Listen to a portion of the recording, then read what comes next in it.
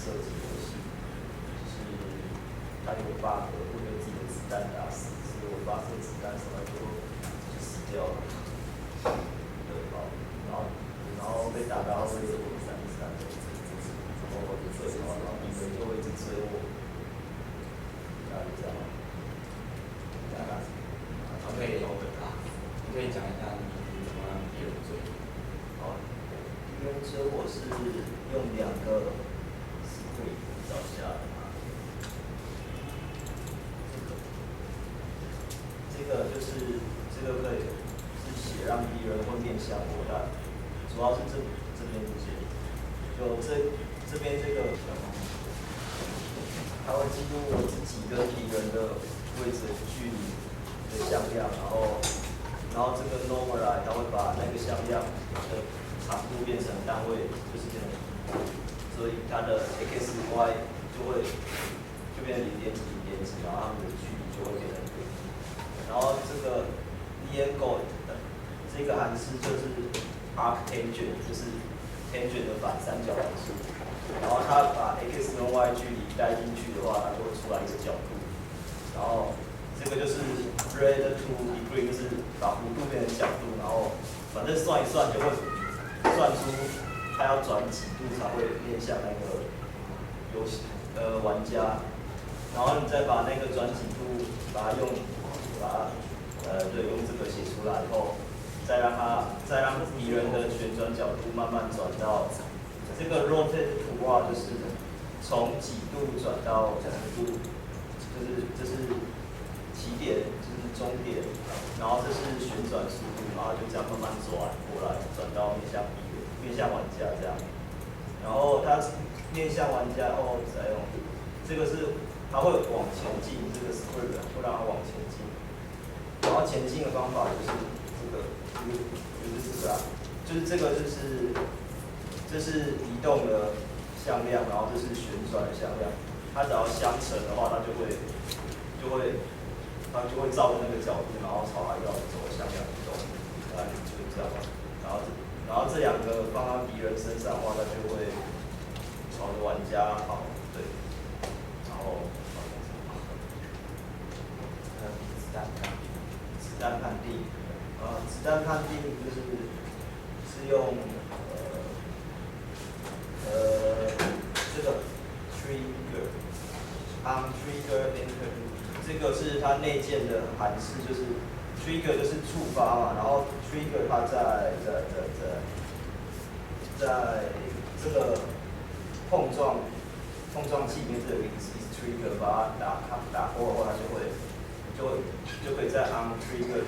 enter 那边写下如果会发生什么事情。对，然后这边设定就是它的生命会减少，然后会有这个都会进入无敌状态，然后这个 layer 就是也跟 trigger 有点像 layer 在这边，这个东西就它可以判定，它可以去设定 trigger 要不要触发，就是如果我的设定是8跟9碰到的话会减少，然后10是无敌状态，就是你可能被撞到后1秒钟你却不会受伤，然后它就会进入这个 layer， 然后它就不会死掉这样，然后 layer 跟 trigger 好。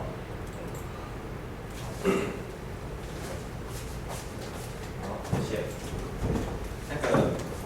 我这边补充一点点，那个 layer 的感觉其实就是图层嘛。那你如果是在不同的图层的话，你就可以把它想象成是在不同的空间，就是它就是互相不干涉的。虽然它会叠在一起，你看到，因为它是2D 的嘛，你们虽然看到它是叠在一起，而其实它有上下层之分。那这也是一个比较特别的游戏，在这个里面其实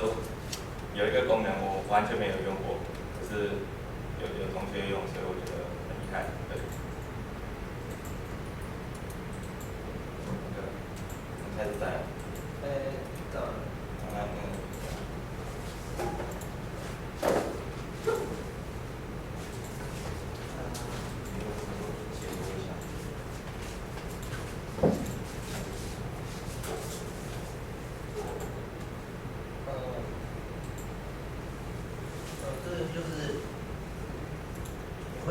它会丢东西来，然后你可以这样子把它放出来，然后如果掉下去的话，然后就结束了。然后按钮上就会重来。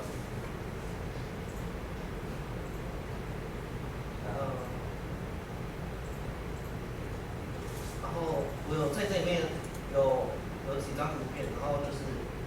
background 就是它最后的整个背景，然后 circle 是它可能会丢过来的这种物件，然后这个是它的这个底部，然后两个都是会丢过来的，都可能会丢过来的物件，然后我把它存成那个 effect， 它们有 H8 第二题，还有 collision handle， 还有 mask collider 二题。H8 第二题就是让它有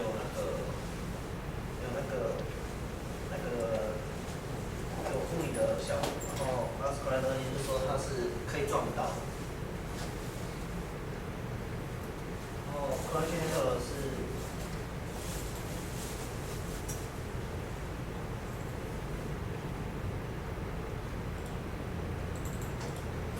那就是说，如果我们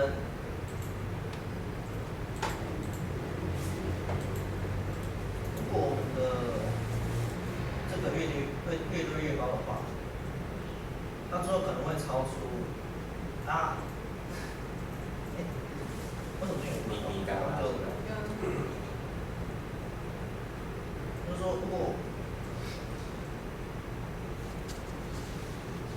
我们这个越堆越高的话，它最后可能会超出那个摄影机的范围。所以就是说，让它摄影机可以向上移动。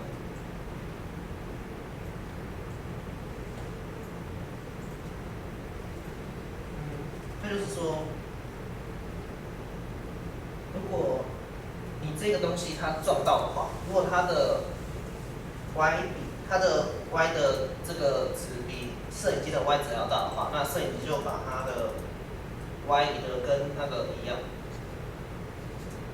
就是会把那个，就如果它比摄影机还高的话，就把它摄影机就会移到跟它的 y 一样。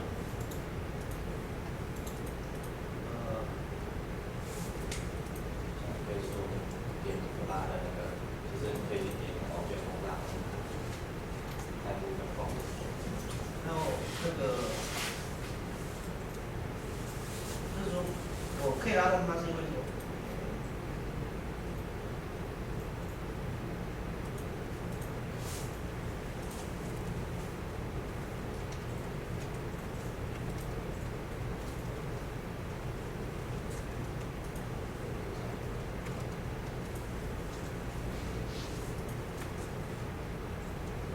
这是这个物件，我可以拉动它，就是说它这里加了一个 spring joint 2点，它就是一个。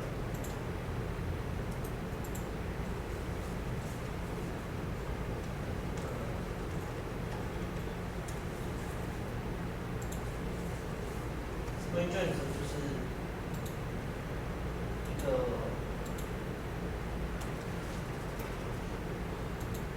这个，然后它就是可以针对一个物体的某个点去施力，然后可以针对它某个点施力，所以虽然说它可以旋转，但是 spring joint 是它是有点像弹簧那样子，它长度会改变，然后越远的话它的力就会越大。还有另外一个，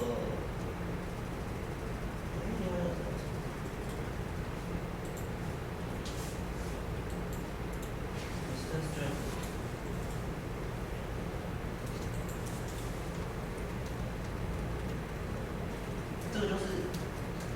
它的长度是固定的，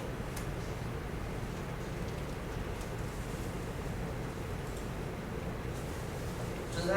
就是不会有那个就是不会有那个弹簧那种效果。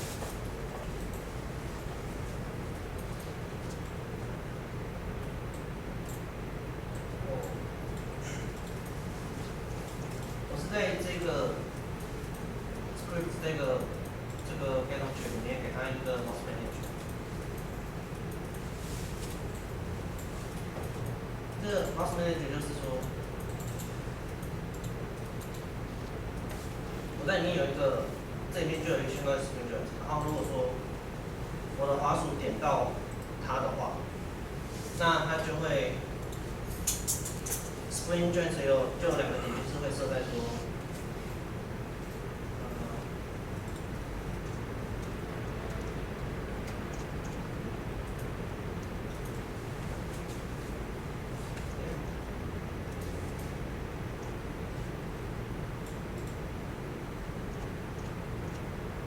就是 Spring Joint 它有2个点，一个是 anchor， 一个是 connecting anchor。anchor 就是可以绑住那个物件的那个点，然后 connecting anchor 就是说，它会把它拉过去的那一个点，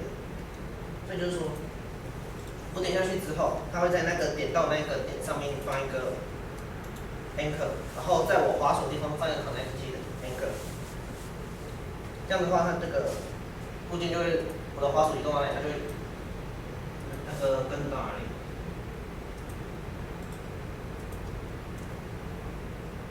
然后那个 joint 本身是看不到，所以还有另外一个就是 line render。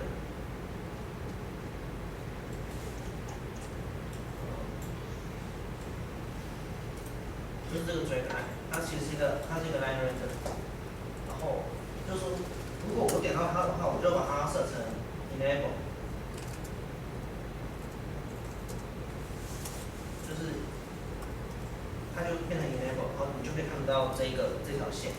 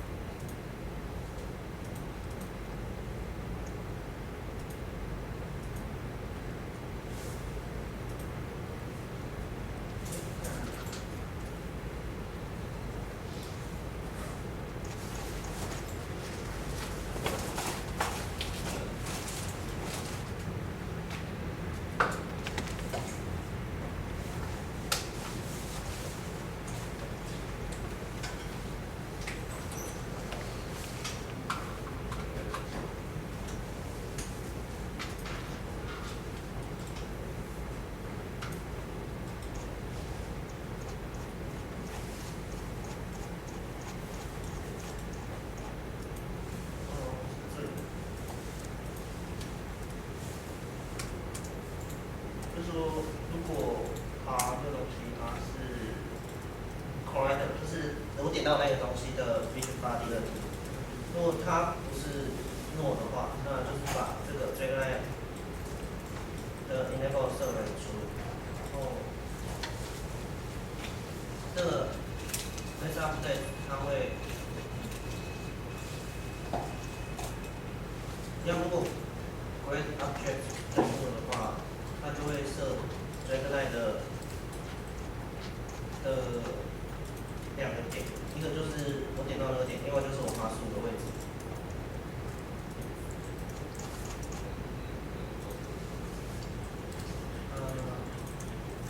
其实我还不太确定说 update 跟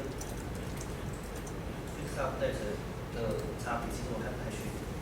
fix update 是说它真的是固定每几秒就会执行一次，就是你设定几秒，它就是每几秒会执行一次。然后 update 是每次更新，每次画面更新前会执行一次。然后 fix update 我不太确定。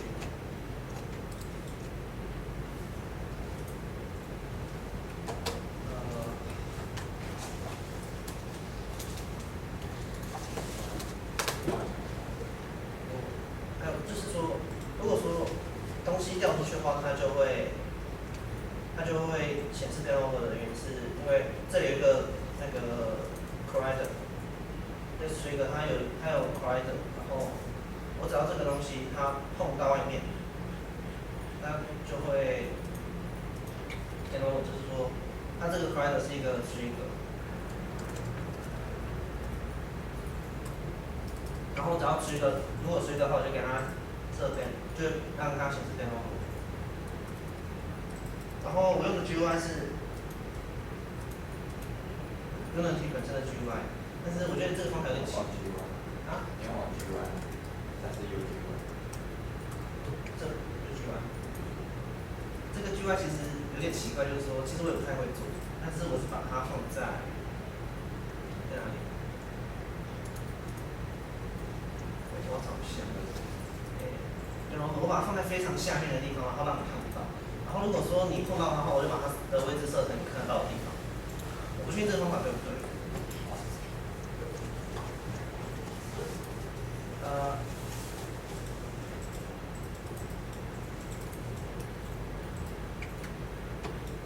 还有这个 camera mover， 那就是我刚才讲过，当你物件碰到的时候，可以把摄影机移动到那相同的那高度，那就是这个 collision handle 这个它来决定你会不会移动。然后如果说这就是如果它的 Y 的值比移动的比那个物件小的话，那就会把它的 Y 设成它一样，但是它是设这个 camera mover，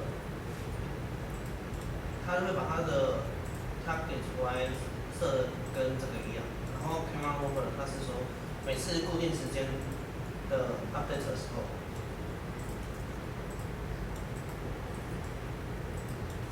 会宣告一个位置，然后这个位置会是原本的点跟你目标的点之间的内差，然后内差就是走0.06，如果全部是1的话，它会往回走0.06，所以它就会每次更新就走0.06，然后就变成说好像是本来很快，然后慢慢变慢的感觉。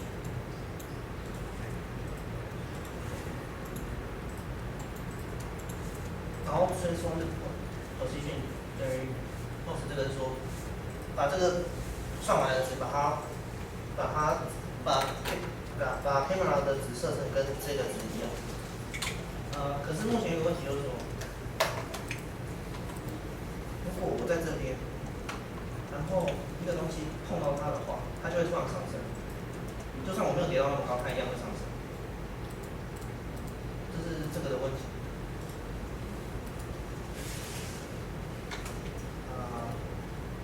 就这样。设计的情况下，不用。那个好，你们现在有看到两个人有交作业上来，你们剩下的人是没有做吗？还是没有上场？啊？因为我也是期中考还没考完。那其实你们可以看到 Unity 里面有很多功能是你如果没有想要去用，你是不会去想到的。就是对，除非你要用，你才会特意去找，然后才发现哦，原来有这个功能这样。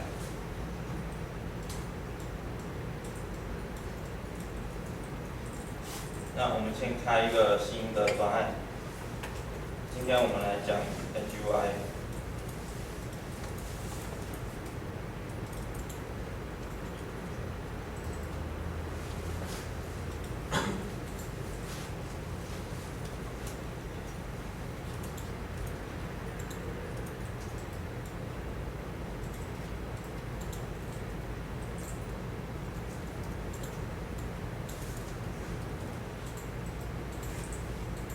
对了，刚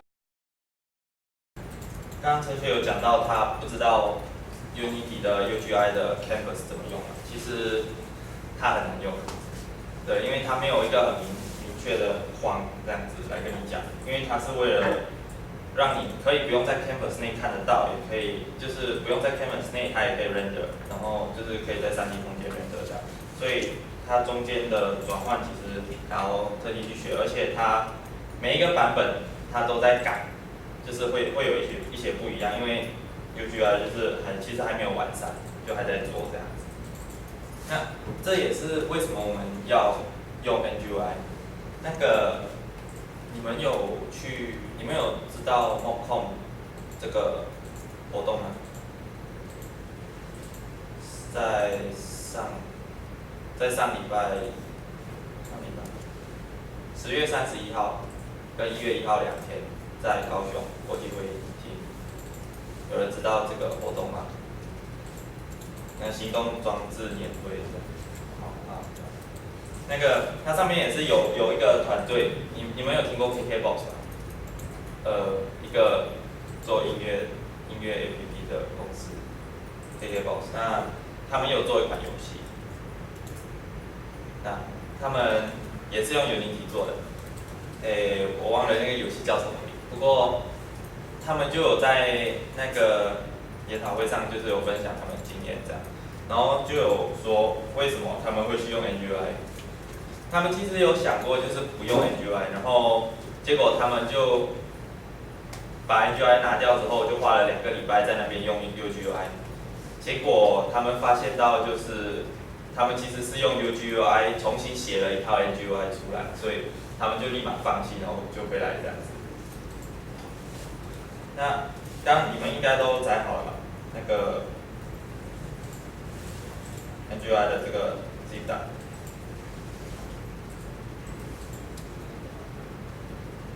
那你们就直接把你们刚开的新专案，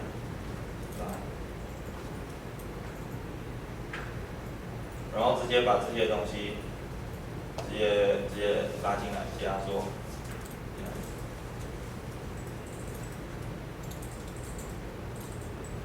OK 吗？有时候还没载好吗 ？NGI 都放好了吗？有时候还没放好的，可以吗？都好了吗？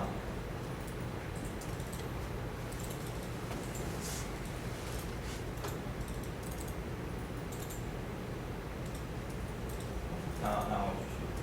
那个，当你们放进去之后，就是如果有装成功，那你们会在这个8条上面看到 NGI 这个东西。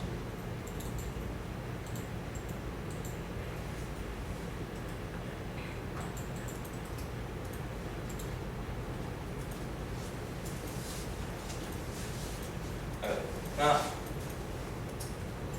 我来说，先跟你们说一下那个 NGI 的它的概念。其实 NGI 是一个界面系统，就是在最前面，就是在我们的游戏的最前面，比如说可能装备栏啊、血条、模或者一些就是道具栏之类的东西，就是会一直跟着你。你如果在一个3D 产品上，不管你怎么动，它都会就是你前面那一层框跟着你的那层框，那它就是那一层就是叫做界面。那包括选单啊、按钮，大部分其实就是属于界面。那 NGI 它所有的东西都从 panel 开始，就是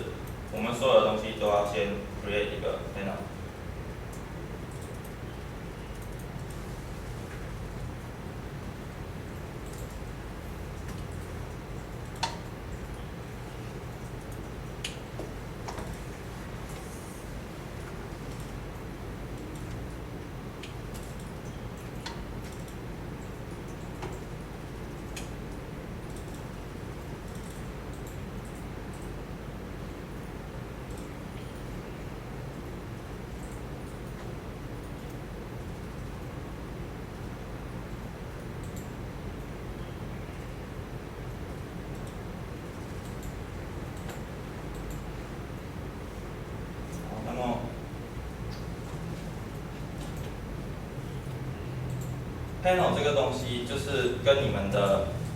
在 UGI 里面的 canvas 很像。如果你们有去研究 canvas 的话，那可以看到这一块，这边这个橘色的东西，它就是你的 panel。那 NGI 它所有的东西都是从相机来的，就是当你开了一个最新的 panel， 在整个游戏内的一个 panel， 就是整个 scene 里面第一个开的 panel， 它会给你一个 UI root 跟一个 camera。那这个 UI root 里面会有一个 UI panel 的 script， 那这个东西就是你的 panel。所谓的 panel 就是很像跟Unity 内的 layer 又有关系，就是像我们在做 PPT 或者报告的时候，我们会有很多图片嘛，可能一个投影片里面会有很多图片，然后它前后顺序，我们不是都会去调它前面在前面还是在后面？那 panel 也就是有这个功能，就是跟其实 Unity 的 layer 其实也有一点这个功能，可是就是还没有做得很完善这样。那刚开始使用 NGI 的时候，我们可以先从这个，我们可以打开 Prefab Toolbar， 然后把它放在 My Project 里面。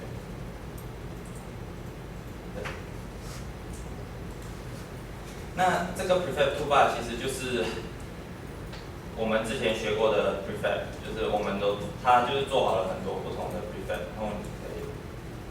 把它放进来。那你们像有按钮，有 checkbox， 有大条，因为接投影幕，所以它更新有问题。不过当你开始游戏之后，就没事了。对，就没事了。然后你在游戏内你可以看到，就是它有很多基础效果都已经做好了这样，然后你就只需要再帮它加上一些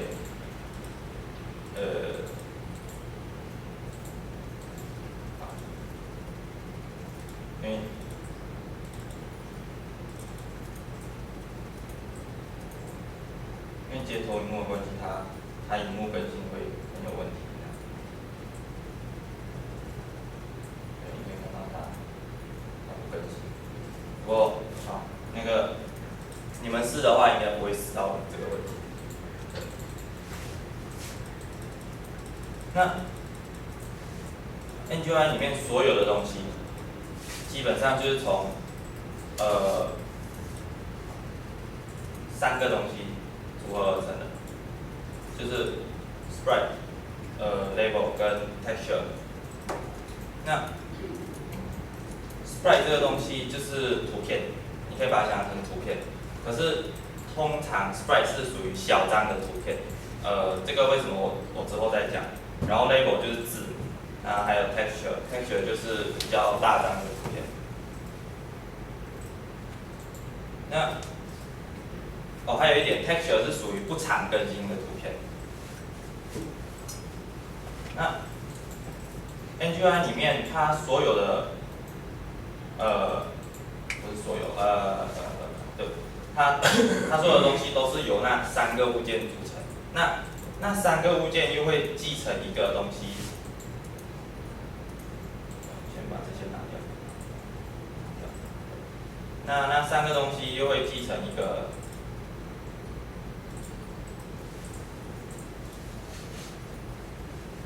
UI widget。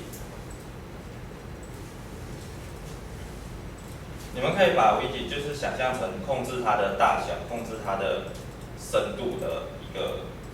元件这样子。那你们可以看到，当我制造一个新的 sprite 的时候，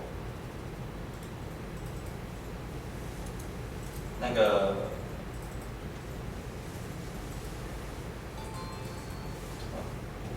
个 sprite 上面，它这个 UI sprite 里面，你可以看到它有 widget 这个东西，它也是有 widget 这个东西，所以它所有的东西都是继承在，就是有继承 widget 这样子。那 widget 能做什么？那你们不要看这个吧，这个真的很有事。看这里，那个 widget 能做什么？那NGI 里面所有东西都是2D 的。那当我们要跟东西去做互动的时候，我们就需要在它上面加上一个 box collider，attach box collider， 所以你可以直接右键它 attach box collider， 或者是说你可以直接在这边加也是可以的。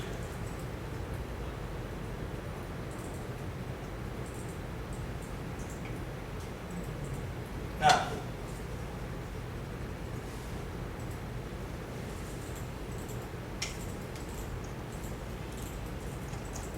当我点 box collider 这个 edit collider 的时候，你可以看到它是有帮你把这个东西是框好的，就是它会跟着你的 widget 的大小来调整你的 collider。那你如果不要的话，你就把这个 collider 这个 auto adjust 拿掉，那你之后就可以去改。如果你没有，你如果勾着的话，当你去改动这个东西的大小，你的 collider 的大小也会跟着变。那它所有的在Unity内，它的概念就是说，它所有的事件的发生，就是从相机开始，它相机会打出一个 ray 去打你的 sprite， 然后它会根据你的 sprite 的有没有 box collider， 如果有，它就会打得到；没有，它就打不到。那如果是说，那如果同时有两个呢？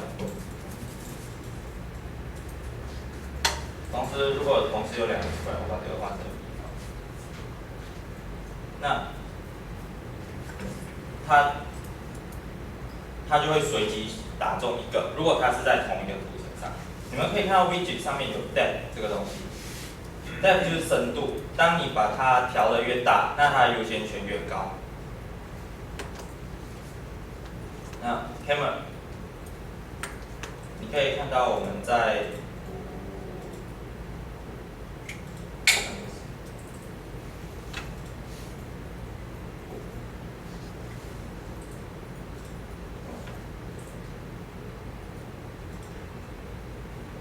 那我们可以在 camera 里面打开 debug 这个选项，打开之后，你就可以看到你打到的东西是什么。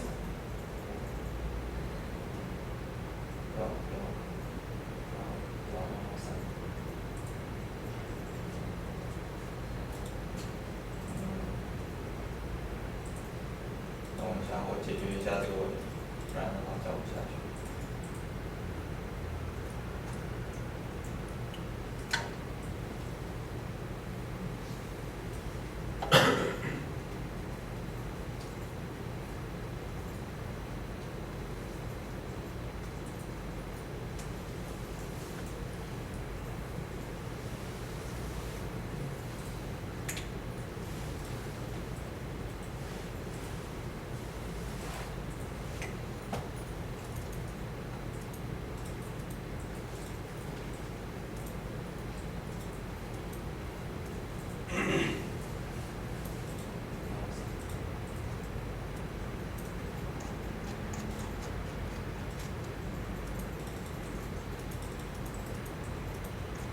那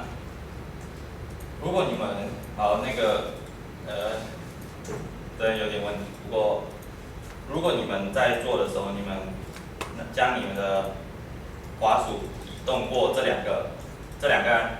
图片的时候，你会看到它的 Hover UI 这边，它的名称会变。那个因为这边它一直不更新，所以你会一直看到有一个 E 在那边。不过当你们做的时候，你们应该就会看到，它会明显就跟你说我是在哪个物件上面。那你可以透过调整它的 depth 去改变，就是它前后顺序这样。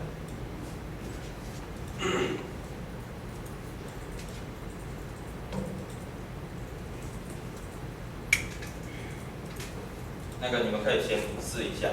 然后尝试多开几个按钮，然后放不同的 depth， 让它们叠在一起。那个我问一下，你们的 Unity 的版本是 5.2.2 的，举手，或者5.2以上的，5.1的，5.1的，人，就 Unity 然后按2号。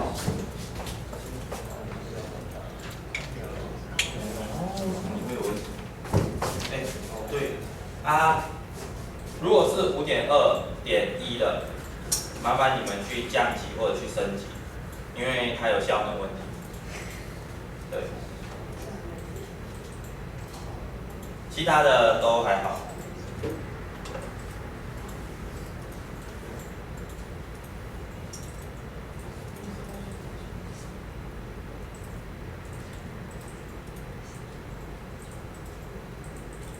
然后，如果你们用NGI 会闪的，那个我再丢一个版本上去，一个比较旧一点的 NGI， 因为它可能是版本的问题。我刚刚有问，如果你们的画面有出现跟我一样的问题，就一直在闪的，去 FB 载那个旧版本的 NGI。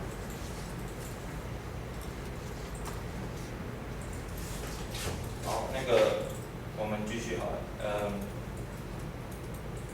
刚刚我有说到 NGI 里面东西都是由3个东西组成的嘛 ，Sprite、Label 跟 Texture。那我又有说到 Sprite 是由小张的图片组成的。那是为什么？就是在 Unity 内，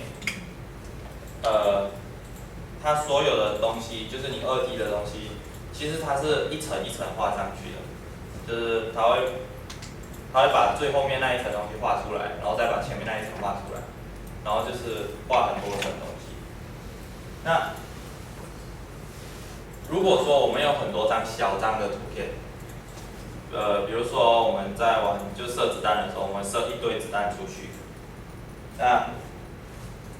它每一个子弹就算一张图片，那它就要画1000次，可能你射到1000颗，它就要画1000次。那就可能会比较卡。那在 NGI 里面，它就有用一个方法，就是说它把小张常要动的图片，做合起来成为一个 atlas。那之后，当我们在射子弹的时候，比如说我们射子弹，我们射1000颗出去也好，它会帮你把那些东西就是合成一张图片。然后它就只刷一次，所以你 Unity 画的时候就只画一次，那你的 draw code 就可以很大幅度的减少这样。那你们可以尝试打开 NGI Open， 然后 Atlasmic 这个把它打开，那你们应该会看到这样子的一个东西。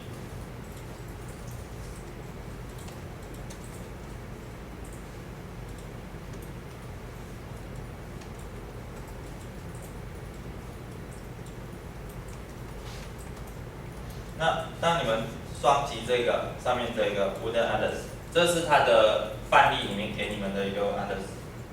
你就可以在这边找到一个，它就会自动把你 navigate 过来这边，你就可以点开这张图片，你们可以看一下。这就是它把所有的小图帮你合成一张之后的，就是成品这样。它有好处也有坏处，它的好处就是说它可以减少你的 draw code。就是如果你在这个场景内，你的同样的东西，或者比如说我的表情，小表情那样子，我会一直出现，或者是说有字体会一直出现。那如果是正常用 Unity 来做的话，用它的 UGUI 或者就是它内建的 Sprite 去做，那它的 draw code会非常多。那可是如果你是用做成 Atlas 的话，它好处就是说，它就只会 draw 一次，就是就算你有很多不同的表情、不同的图片，只要它是在同一个 Atlas 里面，那它 draw code 就会为1，就是只是1。当然，还有一个好处就是，当你在换图片的时候，它 load 进来的速度会很快，因为它是预先就把整个 Atlas load 进来。那它的缺点就是也是因为这样，它缺点就是说它很大，你可以看到这边有一些空白的地方，这些空白的地方，这些地方都会就是占位置，然后它的大小都是2的 n 次方，对，2的 n 次方。所以如果它小的时候是还好，可是当你做到1024乘1024的时候，好像就就5枚了，这5枚，对5枚。那你再上的话，它可能上到20枚，就是说你一梯的小图，它就占掉你记忆体20枚的位置。虽然听起来不是很多，可在手机上面其实还蛮跟不上的。所以当我们在做 Atlas 的时候，我们要注意它的大小，注意尽量不要留有空白的地方。还有如果是那种不常更新的图片，我们就不用Atlas 做，我们直接用 Texture 来做。那个 Texture 之后再讲。我们现在自己来做一个 Atlas 好了，我们来点 New， 然后之后我们去 Create。我们可以把 Atlas 放在 Atlas 的资料夹里面，就是可以自己开一个资料夹。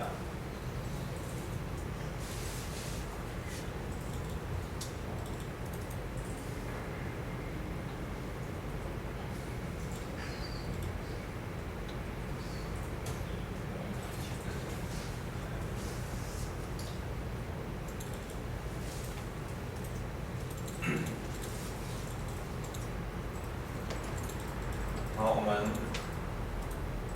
开了一个新 Atlas 之后，我们就可以开始去把图片加进来。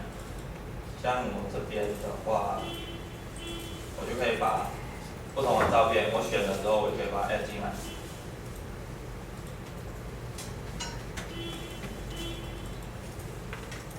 那当你去看我的 Test Atlas 的时候，它就会有这样子的一个叉叉在里面，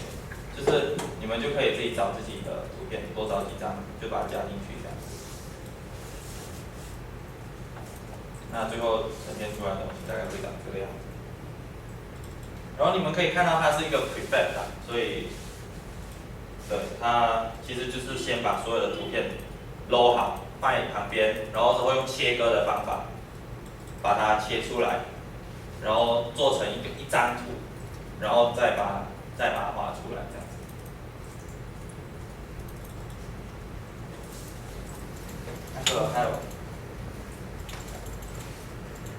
还有谁还没成功做好一个 Atlas 的？就是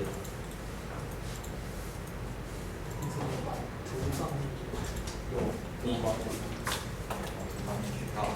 当你成功打开，就是做了一个新的 Atlas 之后，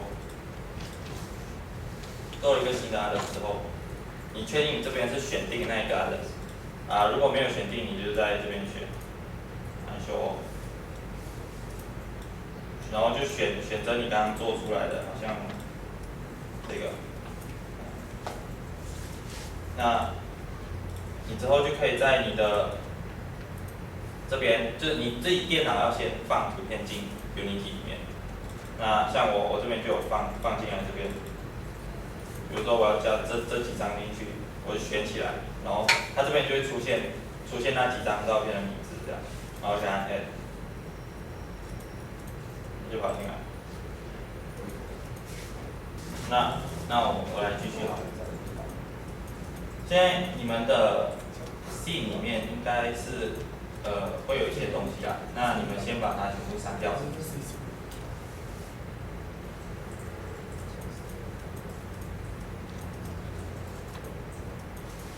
那在 NGI 跟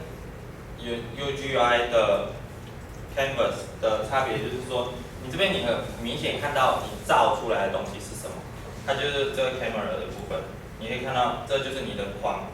那在 camera 里面的就会出现在你的游戏内，就是跟你用 Unity 做3D 的东西会很像，可是当你做 Canvas 的时候就会有点不一样。那你们会很熟悉，就是如果你们有开始用的话，你们会觉得它会比 Canvas 来的说比较方便跟熟悉这样。那我们现在去开一个 Sprite，create 一个 Sprite。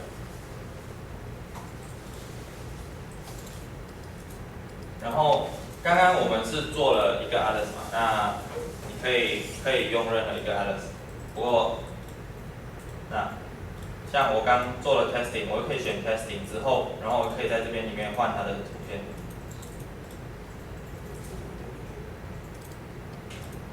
如果你觉得，然后它的图片你选择图片之后，它会跟着你的现在的 widget 大小去改变它的比例。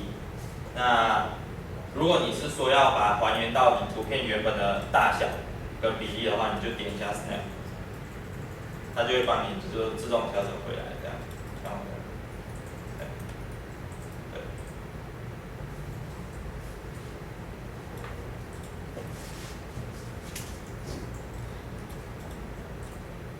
那这就是基础的 Sprite 跟 Atlas。那当你在做 Atlas 的时候，建议一个 scene 最多就2个 Atlas 就够了，不要再多。因为你 Atlas 是不能够用 script 去改动的，你只能用 script 去改动它的 Sprite。就是你可以用 script 去用你的程式码去改动它的图片的名称。就是当然你如果去改动它，它就一定是要在这个 Atlas 里面有的，不然的话，当你给它一个错误名称，它就会变空，就是什么都没有这样子。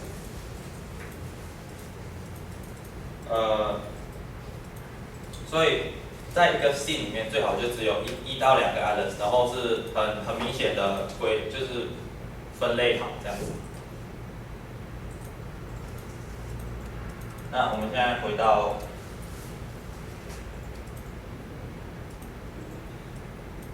那我们现在来开一个 texture。那 texture 跟 Atlas 的差别其实就是 Atlas 是它有一大群的图片集，小图片，然后把它合在一起。那 texture 其实就是只能读一张图片，就是你给它一张图片，它就把它整个读进来，不管你给它什么图片，这样子。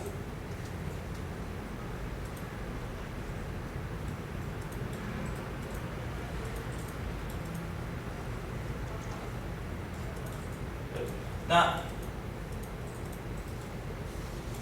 一个 texture 就是一个 draw code， 你们要记得，就是如果你们是用 Sprite 来做，然后它都是位于同一个 Atlas 里面，那它的 draw code 就只会是1，不管你有多少个，就是很多个都好，它就只是1。可是你每一个 texture 它就是一个 draw code。然后再来就是，如果当你有不同的 Atlas 的话，像这样，我 create 2个 sprite，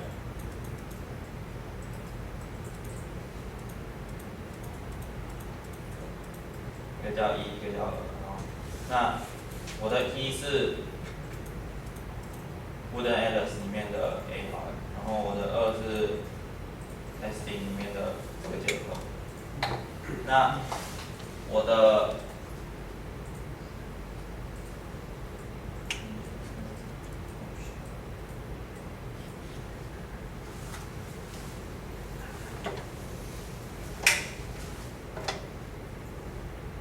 对，你就可以在这个 draw code 这边看到，它是有2个 draw code， 就是你可以看到它第一次画的东西是整个 Wooden Atlas 的东西，然后第二次画的时候是，第二次画就是画那个 testing。那它会这样画也是有原因的，是因为我 testing 的 widget 的 depth 是比这个 A 的这个 Wooden Atlas 的 depth 来的前面。那如果我把这个往后调，那你可以看到它这边是换位。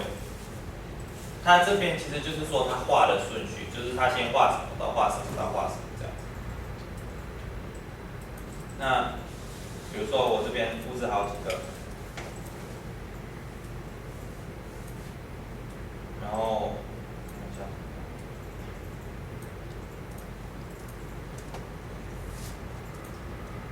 对，就是好几个图片都好，只要它是同一个 Atlas 里面的，那你可以看到它 draw code 还是只有2，没有改变。因为它会去分，就是说我现在 depth 0，就是最后面那一个，对，最后面那一个，你可以看到它其实会被挡住，因为它在后面。那如果说我把它放到中间，比如说我把这个调成2好了，然后我把2个东西放在它后面，0，这放到3，放到3。对，你可以看到它会在，就是如果它是被夹在2个 Alice 中间，你去看你的 row code 的时候，它就会变3个，因为它要先把后面那一层画出来。因为后面那一层那两个东西是同一个 Alice 的，它可以一起画。然后它画完之后，它就要画那个 A， 它是不同的 Alice 的，然后之后再画 A 前面的那2个。所以你可以看到它是先画 testing， 然后之后画5个 Alice， 然后再回来画 testing。对。所以如果当你们在使用 Alice 的时候，就是你们要做有效的规划这样。那我们现在再来试 texture， 比如说我去给你一个背景。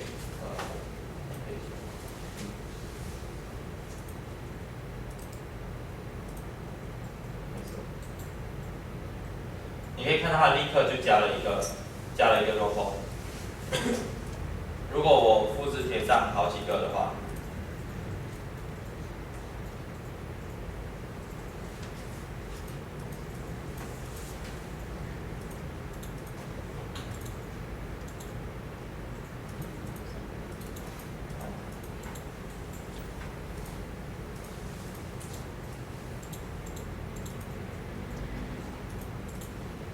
对，你可以看到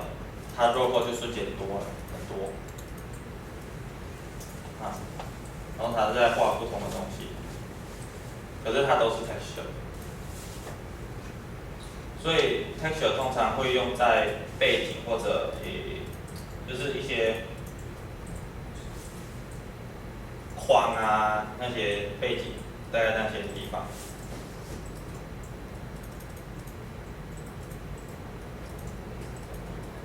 那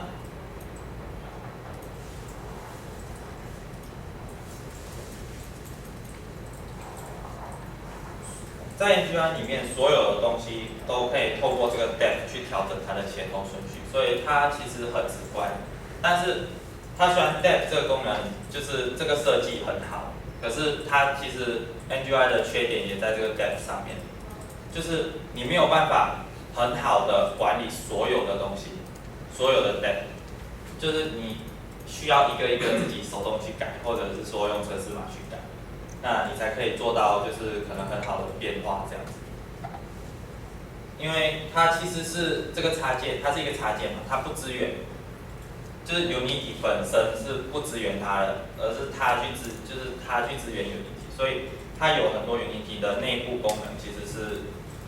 不太好做的，可是它的功能还是很强大。那我们来试一下一些不同的功能，比如说我们要把这张图变成一个按钮，那首先要变成按钮，第一件事情就是要让它可以被我们感测到嘛，那我们就加 box collider， 加了 box collider 之后，我们可以去加 button，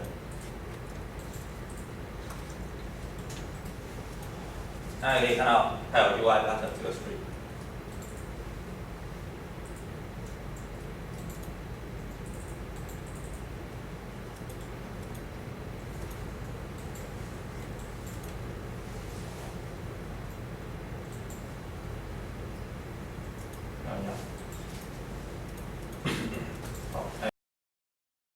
那当我加了那个 script 之后，它就很自动的会有，你看这个颜色变化的这个效能，而且你看我点击它的时候，它也会闪烁这样。这是它有自己做好的功能，然后呢，你要调整它的参数，你可以在这边，比如说它正常的时候是这样，当我从上面经过它的时候，它会变成另外一个颜色，然后我点击它的时候，它又会变另外一个颜色，然后当它不能用的时候，比如说我把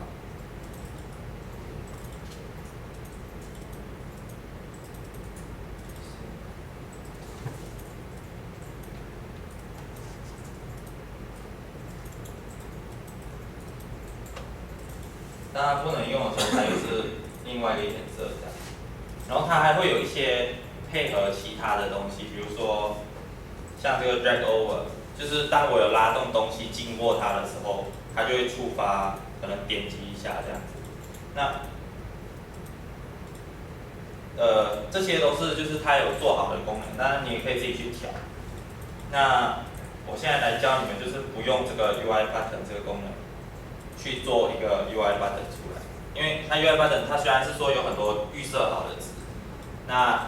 可是它这些预设好的值其实都是透过其他的东西，一个就是NGI 里面的其他元件去把它合起来的。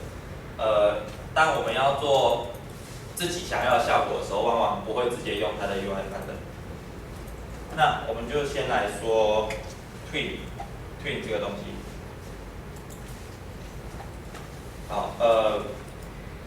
在 NGI 里面它有很多 twin 的功能，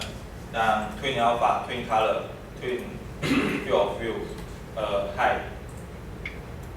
这些 y 这些有的没的。那我们先拿这个 hide 来做实验。那你可以看到它现在是 from 126 to 126嘛，那我把它改成200好了。那我开始游戏之后，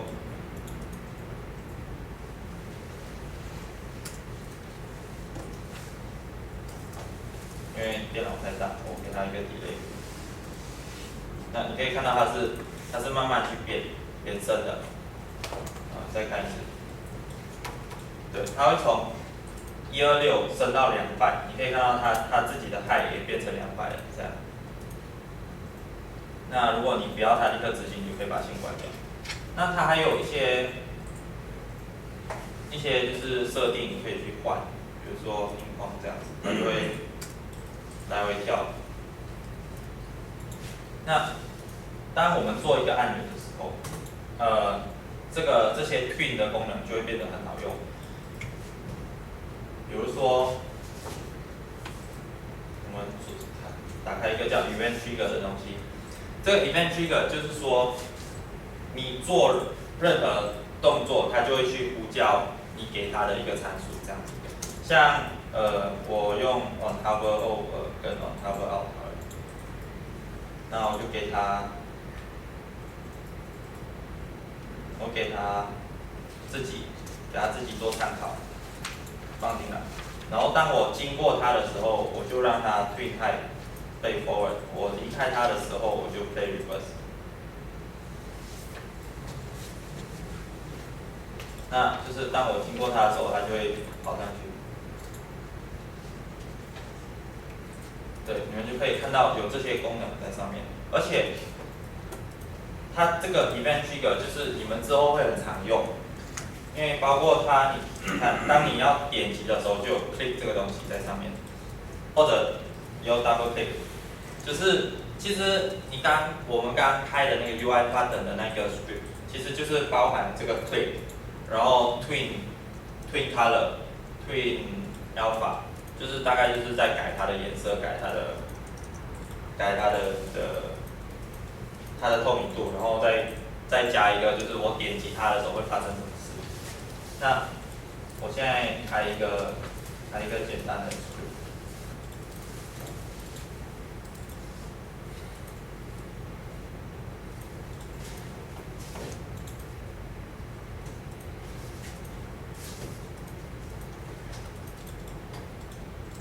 我开了一个简单的 script， 然后我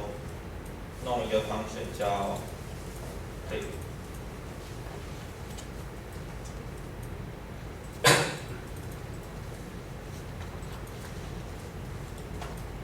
那这个 function 就是一个 log 而已。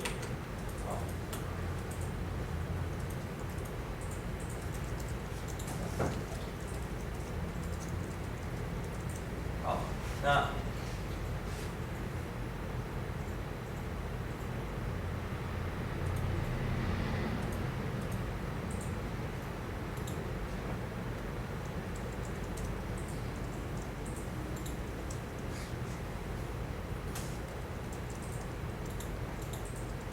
我就可以让它 on click 的时候，就是执行这一个。那你就会看到我点击它的时候，它就会出现 click 这个东西。对，那它就跟我们平时用 Unity 就是拉过去，然后让它执行什么一样，就是你要让它点击它的时候执行什么这样子。然后当然它也是可以不止一个，就是你可以拉好几个这样子，就拉不同的东西进来，就让它执行多个动作这样子。那还有一点，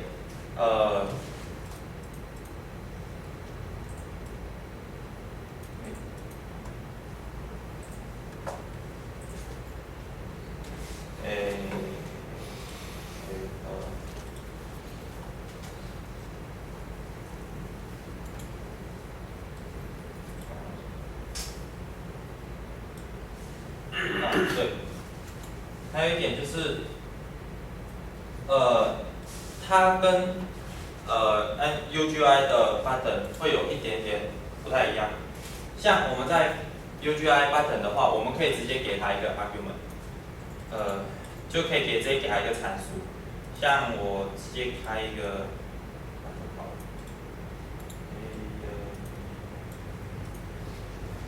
对，比如说我现在直接开一个UGI 的 button 在这边这样。如果是说我给它click 这个东西的动作的话，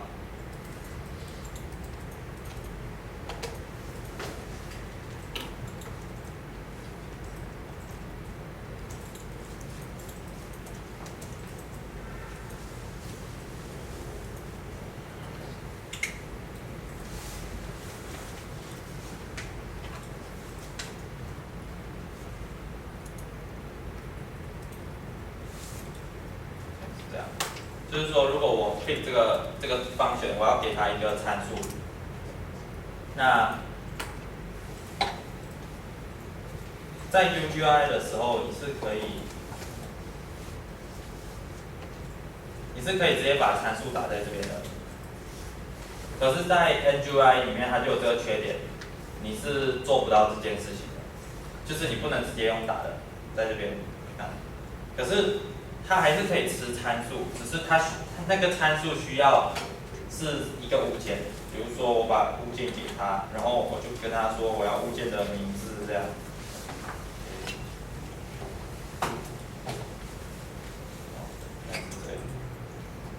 那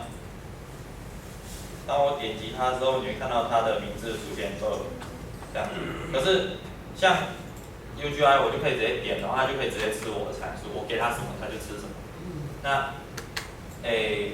这也是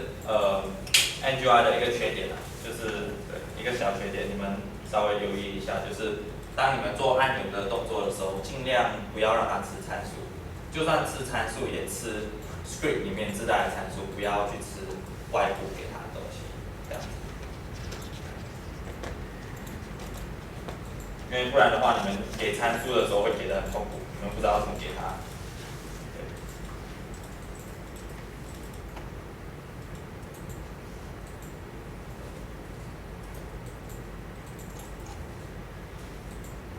那好，现在其实这个就是一个可以用的按钮，就是这个箭头，它就是一个可以用的按钮。那我再重复一次，就是你一个图片或者一个 widget， 就算是没有图片的东西，就是包括 widget、label、spread 跟 texture， 你只要在上面加了 box collider， 那它就会视为有撞击，就是视为可被点击或者会被影响，包括点过啦，包括当你游过它这些的时候，就是会被影响。那你就可以在里面加 UI Event Trigger 这个东西 ，UI Event Trigger， 它里面的功能很多，就是你要什么样的情况基本上都有出现在这边。像当我滑鼠经过它，在它上面，或者离开它，或者点下去就按着，然后放手。当我被选择，就是我们可以，就像我们在Excel 的时候，我们可以上下左右就指定一个格子嘛。那如果它被选择或者被取消选择，然后被点击什么的，还有被拖拉，拖拉开始，拖拉结束，拖拉离开，还有这个好像也是拖拉结束，我不知道差别差在哪，好，之后再去查。那它其实就是一个很好的一个2D 物件，可以让你去做它的调整。至于你们要怎么调整它，除了用 script 调整，你们也可以用它的 tween type、tween 什么的，反正就是去调整它。像我可以用 tween type 来做一些就是不同的东西。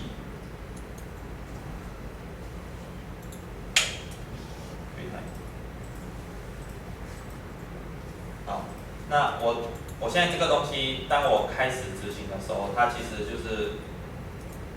它会向上移动。那如果我让它，我再加一个 tween y，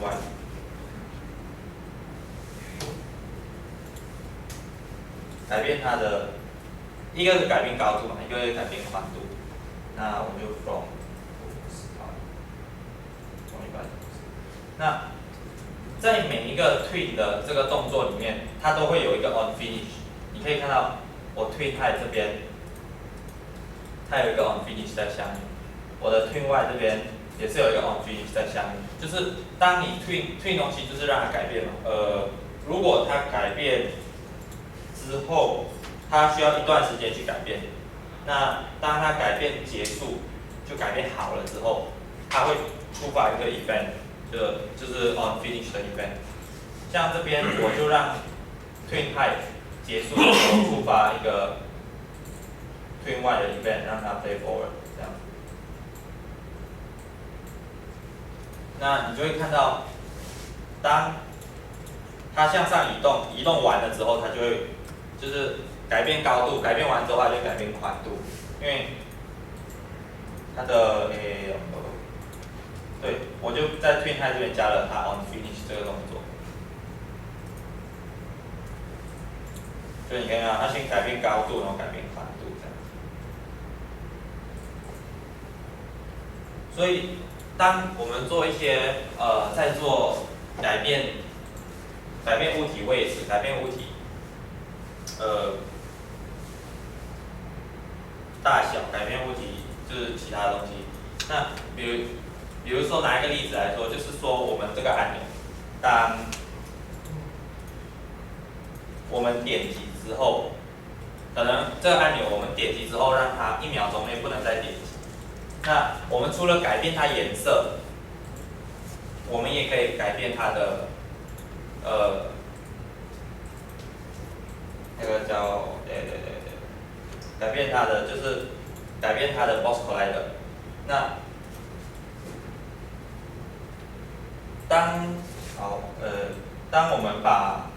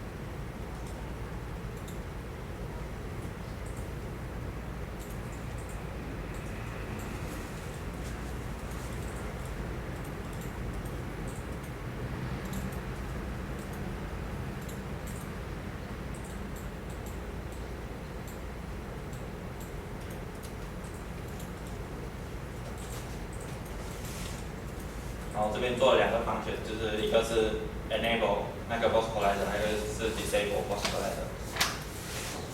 那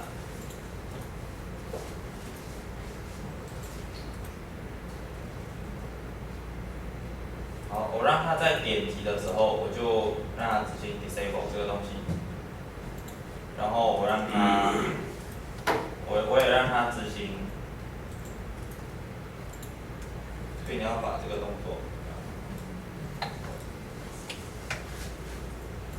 那现在就是说，当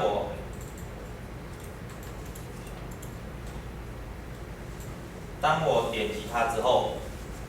它就开始变半透明，然后我将不能再点击它，因为它 box collider 关掉了。OK。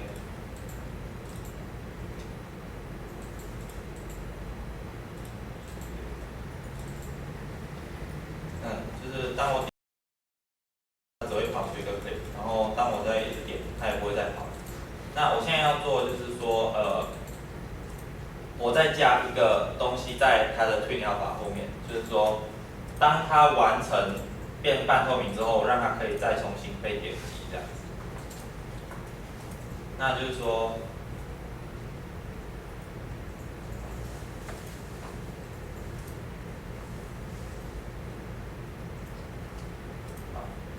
那就是说，当我点击它之后，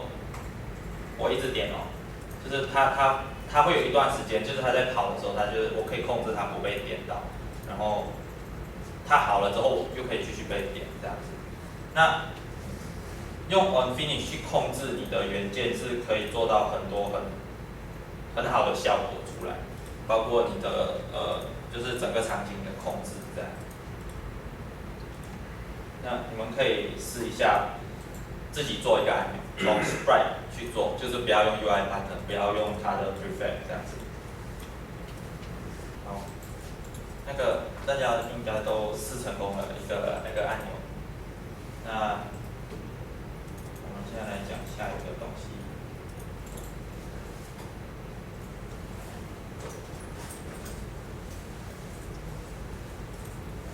我们现在来说 panel 这个东西。在 NGI 里面，我们的 Sprite 是会跟着 Depth 有前后顺序。那它除了 Depth 这个东西，它还有一个更大的叫做 Panel。那如果说就是它 Panel 有自己的 Depth， 你可以看到我的 UI root 上面，就是我们第一次 create Panel 的时候 它会给你 UI root 跟 camera。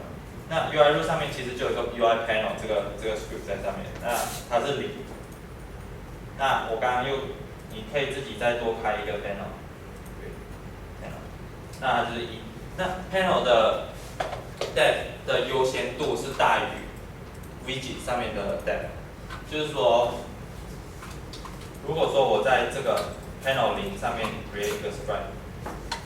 然后我再在这个 panel 上面再 create 一个 sprite。你可以看到，我在 panel 里面就是这个键，就是叉，它会挡住后面那个箭头。虽然它们的 widget 的 depth 都是0，就算我把这个改成负8好了，现在这个叉的 depth 是负8，这个箭头的 depth 是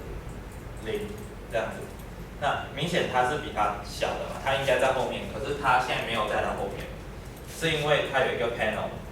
它是这个 panel 的子物件，就这个 sprite 是 panel 这个 panel 的子物件，所以你可以看得到 panel 它的优先度是大于 depth 的，所以他们会先画完 panel 0里面的所有 widget， 然后之后再去画 panel 1里面的所有 widget， 所以 panel 1的东西会在前面这样。这个在当你们做一些提示框背包道具使用，就是一些提示跟你的商店的那些板子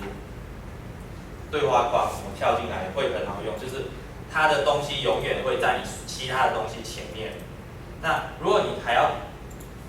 如果你只是要显示，那你就这样子就好。可是如果你是说要把它挡住后面的东西，那你可以在 对 panel 再加上一个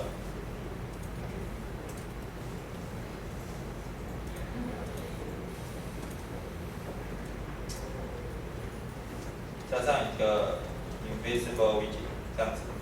然后你把它拉得很大，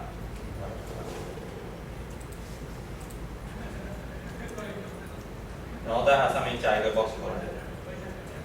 这样子它就会挡住背景的所有东西，因为它就是在这个 panel 上的前面嘛，然后它就会挡住这个 panel 后面的所有东西，就是其他 panel 的所有东西。你可以这样子去控制它，就是控制你场景之间的场景内不同的对话框、不同的提示框的前后顺序跟阻挡这样子。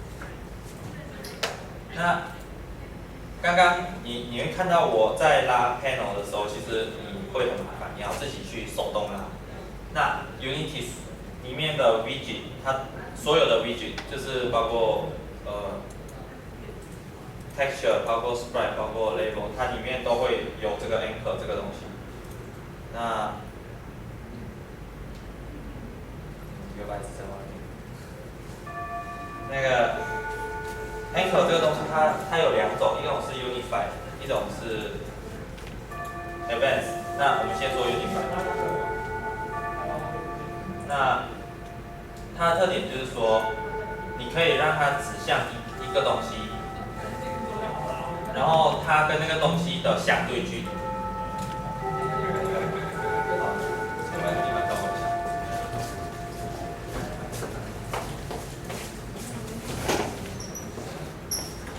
他以为我们有挣钱老妈吗？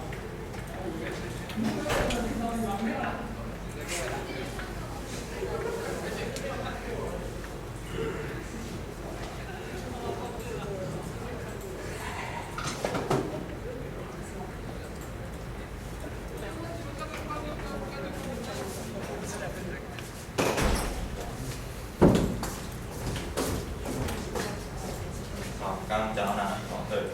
刚刚我们讲到 anchor。那 anchor 它有分两种 ，Unify 跟 Advanced。那它的功能就是说，它会给你一个，你可以让它指定一个东西，然后你跟那个东西的相对的距离。比如说我刚刚是有这个 empty 的 container， 那我可以去，如果是说它原本是这样嘛，你可以看到它的 left 就是我自己 empty container 的 left 跟这个 panel 的 left 是有47，那我可以把它改成0，全部都改成0，那我的 container 就永远会跟 panel 一样大，就是说不管我怎么去改动，我的 panel 的大小，那我的这个 container 永远就会跟它一样大，所以你们可以用 anchor 这个东西做出很多不一样的效果，比如说按钮，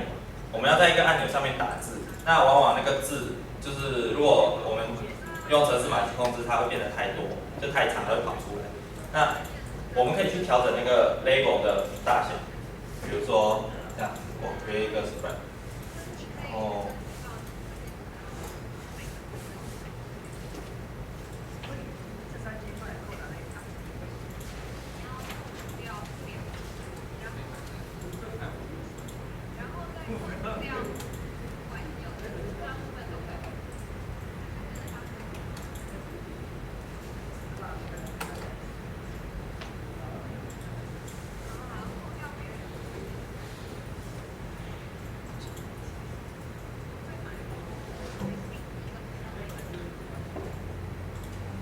比如说这个现在是我的按钮，然后我在上面加字 label。那如果我的字就是打太多，它现在会缩小。对，正常来说，如果我打字打太多，它会变这样。那我们就要去调整它大小。我们先让它 shrink content， 就是它会跟着它的字会跟着大小去变，这样就是它会越来越小。那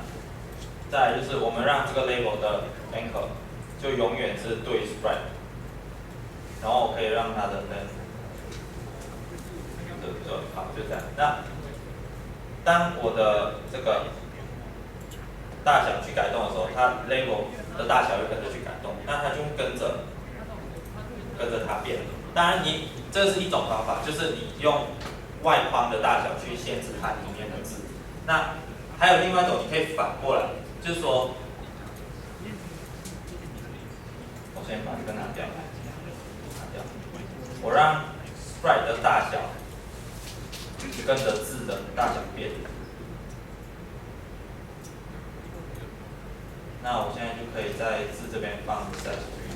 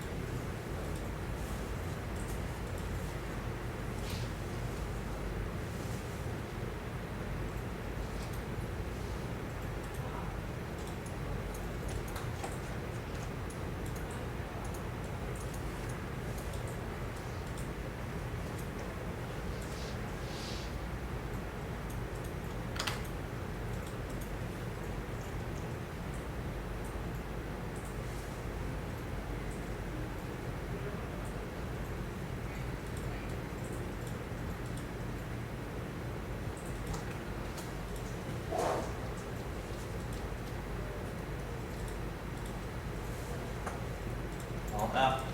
你可以反过来做，就是说你让 sprite 的大小跟着 label 改变。那当我去改变里面的字的时候，对，它大小会跟着变。那个这个位移的问题是因为我的那个子物件跟母物件的顺序放错了。如果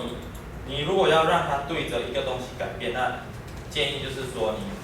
让它那个相对应改变的东西就是换做子物件，因为不然的话它的位置会一直往一些地方偏，这样子它就不会偏了。就是你把它反过来的话，对，那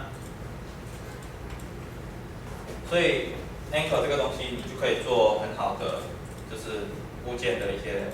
效果。就是看你们要怎么做，就是可以做很多动态物件，就把它存起来，然后你改天要用的时候就把它 code 出来，然后去改变它，然后它相对关系你也定好，所以它大小你也不用管这样子。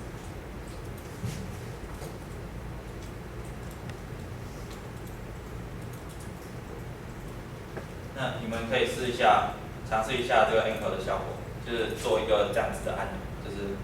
背景按钮，然后它的字。然后可以去改变它的字的大小，或者改变图的大小，看你们要做哪一个。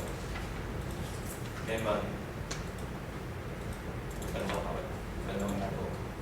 啊，对了，刚刚忘了讲，你们在用 label 的时候，你们选这个字体，你们可以选 Unity 或者选 NGUI。它的差别就是，如果你选 NGUI 的字体，它就是 bitmap font， 意思就是说它把所有的字就是弄成图片。然后它一次过就会把你设定好的字全部读进来，这样子。就是如果你那字体有 A 到 Z， 它就读 A 到 Z； 如果你那字体是中文字有2万多字，它就一次过把2万多字读进来。所以通常我们会用 NGUI 的字体的时候，就是不会用中文字，就会用英文字母或者数字。可是如果你们要用中文字的话，也是可以。建议就是你们只把你们用到的中文字留下来，你们没有用到的中文字全部是删掉。可能那很麻烦，就是那是以前的做法。那现在NGUI 它其实支援就是你可以用 Unity 字体。所谓的 Unity 字体其实就是动态字体，就是说你要用到什么字体，它才会去读那个字体进来这样子。然后你可以点 font， 就是选择你要的字体这样。它用 Unity 的字体的时候，它会跳提示，就跳警告，可是你就可以不用管它，其实它已经做的差不多了，那个警告就是给自己留一些。接下来我要说的是，我要讲的是 scroll view， 就是拉条。那我们往往玩游戏会看到很多就是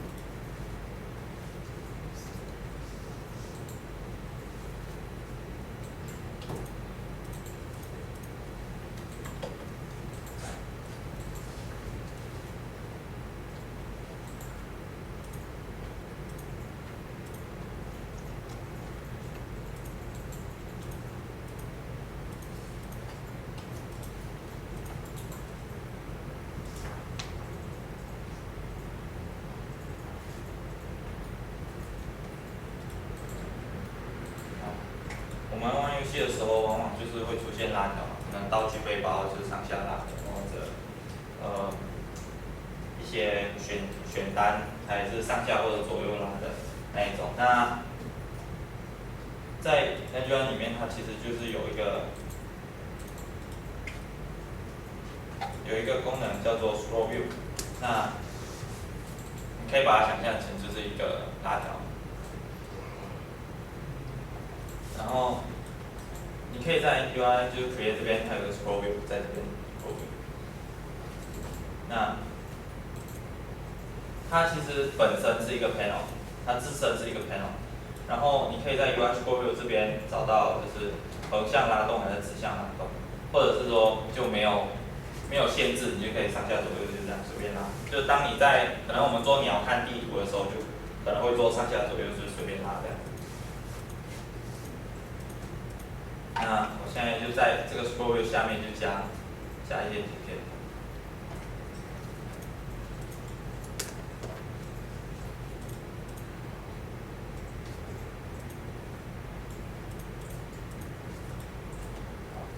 那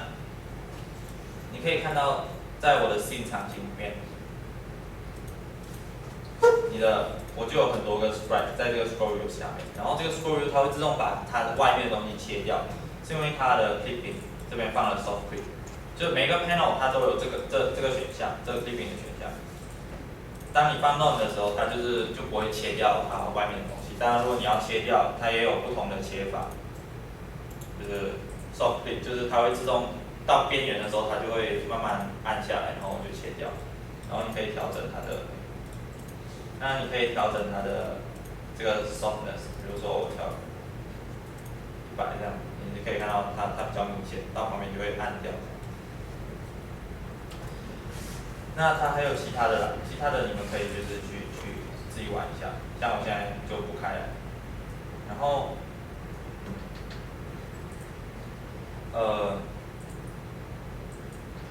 这是一个拉条，那我们拉条，我们就自然就要去拉动它。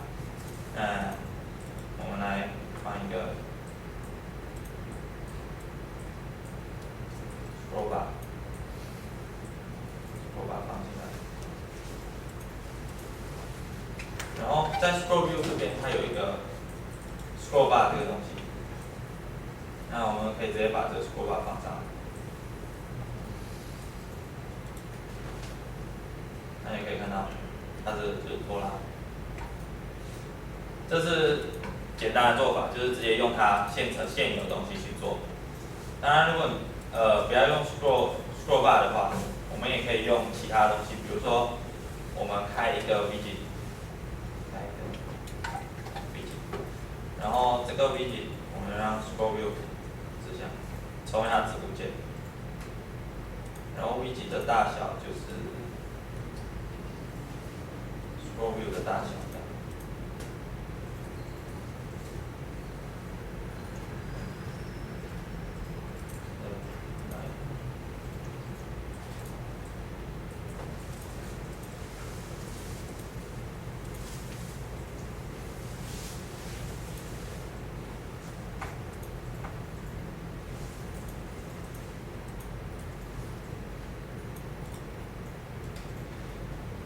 那我们在这个 container 上面先加 box collider， 因为我们想要让它可以被感应。那我们之后在这个 box collider 上面，这个 container 上面再加上一个东西，叫做 drag scroll view 这个功能。那它需要指向一个 scroll view， 然后我们就把一个 scroll view 发给它，然后我们就可以左右拖拉，就是靠这个 UI drag scroll view。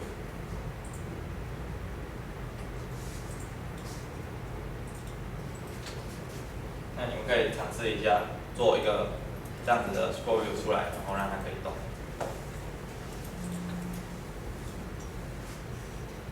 不到10分钟，好，那我讲最后一个东西好了。最后一个东西是 grid， 就是我们 scroll view， 你可以看我东西现在是排得很乱的嘛，乱七八糟。那我现在可以在 Scroll View 这边再加上一个 Grid， 然后我把这些物件全部都拉到 Grid 下面。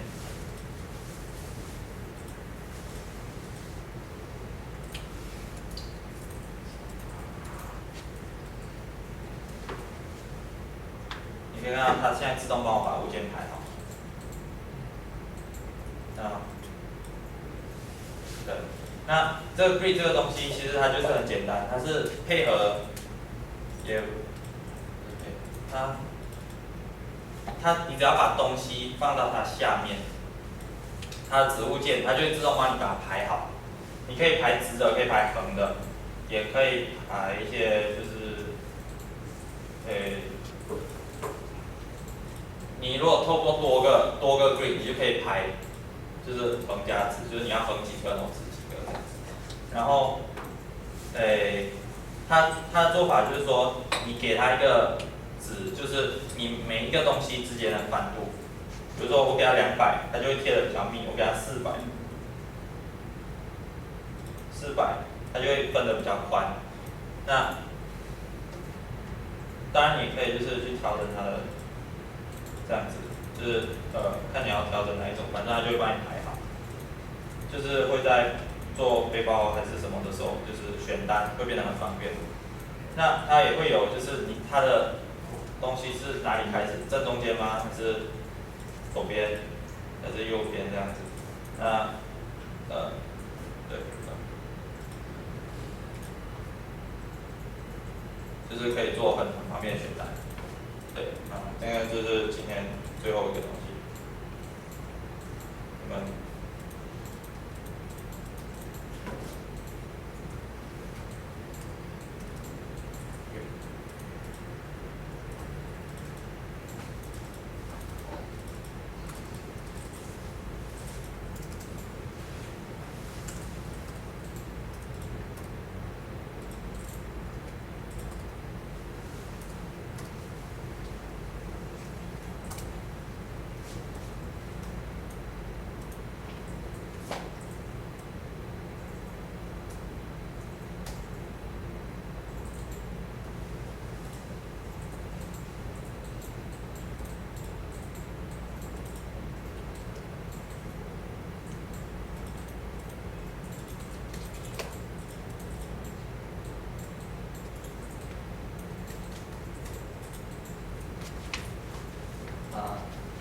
那个配合 Grid 的还有一个叫 Center Scroll View on Chart。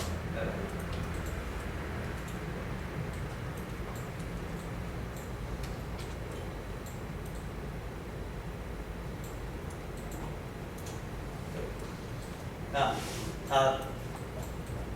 的特点就是说，它会帮你对准一个东西，就是你现在你看当我把这个关闭的时候，就是它可以停在任何的位置，可是当我把它打开之后，它就会帮我对准那个格子，然后对，就是它会帮你就是指定一个正，因为我现在是正中间嘛，那它就会把下一个 Grid 的下一个格就是对准正中间，然后它这边有一个 threshold， 就是说当你超过多少，它就会自动过去，或者你threshold可以调高调低，它就是使用的感觉上会不太一样，不过大致就是效果都一样。好，